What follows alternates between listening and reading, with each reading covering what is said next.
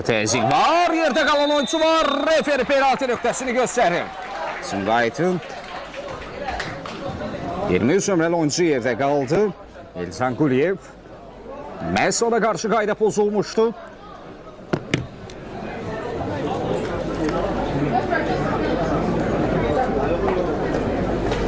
Görüşün 6-cı dəqiqəsi və Şamil İmanzadəmə penaltı nöqtəsini göstərir. 11 metrlik zərbəni izləyəcək.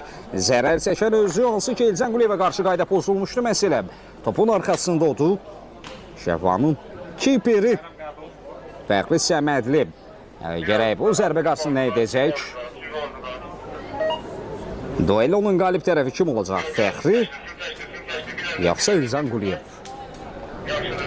Hər şey hazırdır. Referin işarəsindən sonra zərbə yerinə yetiriləcək. Sumqayıt görüşdə tilsimi qırmağa, hesab açmaq çox yaxındır. Hər kəs maraqla zərbəni gözləyir. İşarə gəldi və gol! Elcan Quliyev. Görüşdə hesab açır.